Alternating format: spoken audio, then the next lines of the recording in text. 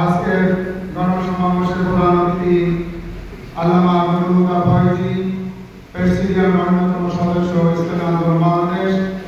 উপস্থিত আছেন জেলা নেতৃবৃন্দ, উপজেলা নেতৃবৃন্দ, ইসলামী ছাত্র আন্দোলন, যুব আন্দোলন, শ্রমিক আন্দোলন, জাতীয় উলামা মাশায়েখ পরিষদ, জাতীয় শিক্ষক ফোরাম, সাংবাদিকবৃন্দ, প্রশাসনের ভাইয়া, উপস্থিত জনগণ। আজকে যে উদ্দেশ্যে আজকে গণসমাবেশ, গত 5ই আগস্ট পুনরায় স্বাধীন হওয়ার পরে ইসলামী আন্দোলন বাংলাদেশ ইরশাদ চরমনায় 9 দফা কর্মসূচি গ্রহণ করেছে। সেই 9 দফা কর্মসূচির ভিতরে একটা দফা ছিল বর্তমান যে যারা পরিচালনা করতেছে দেশ, উপদেষ্টা, তার ভিতরে একজন উলামায়ে কেরাম থাকতে হবে। আলহামদুলিল্লাহ, উপদেষ্টা পরিষদের উলামায়ে কেরাম আছে। আলহামদুলিল্লাহ সবাই। এই ভাইরা আমার, দেশ সংস্কার করার জন্য কিছু পদ্ধতি দরকার আছে না নাই? সেই পদ্ধতির কিছু অংশ সময় হবে না। ছাত্র জনতার গণবিপ্লবের সংগঠিত গণহত্যার বিচার চাই আমরা। ঠিক ঠিক না বেশি?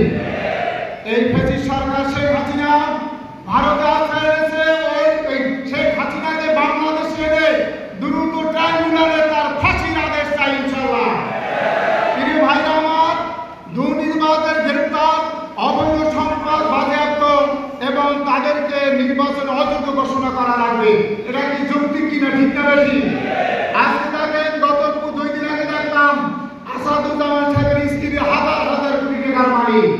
আজকে আওয়ামী লীগের গুন্ডারা, দুষ্টরা হাজার হাজার কোটি টাকা বিদেশে, দেশ থেকে বিদেশে পাচার করছে। এই টাকা আমরা বাংলাদেশে ফেরত চাই। ঠিক না বেশি? ইসলামী আন্দোলনের দাবি। এবং বাংলাদেশে আগামী নির্বাচন কেমন হবে? সংখ্যানুপাতিক পিয়ার পদ্ধতি জাতীয় নির্বাচন চাই আমরা।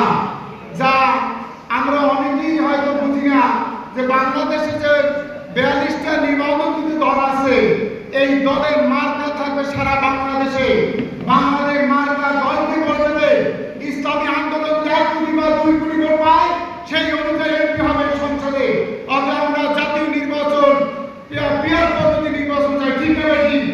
প্রিয় ভাইরা আমার, শান্তির ইসলাম সমাজবাদী কল্যাণ রাষ্ট্র প্রতিষ্ঠার লক্ষ্যে আমাদের করণীয় কিছু কাজ আছে না নাই?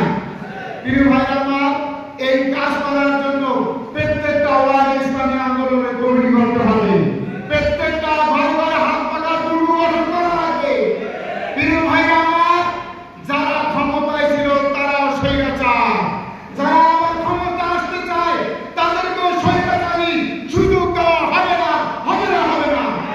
প্রিয় ভাইরা, সারা বিশ্ব 4টা মূল নীতিতে চলে। পারা সবাই বলেন পারা। 1 নম্বর হলো পুঁজিবাদী গণতন্ত্র আমেরিকা। সেই পদ্ধতি যারা বাংলাদেশে বাস্তবায়ন করতে চায় তাদেরকে বাস্তবায়ন করতে দেওয়া হবে না। তারা লুটের রাজ, তারা লুটের চাঁদাবাজি করতেছে বর্তমানে।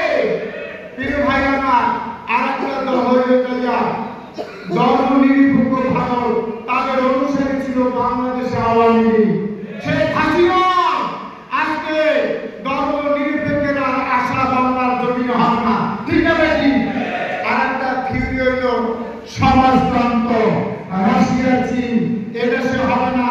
একমাত্র ইসলামের শাসন, কোরআনী শাসন চলবে। মুসলমানের কাছে। ঠিক আছে? তাই আগামী আমাদের কর্মসূচি, আমাদের নেতা কর্মী যারা আছেন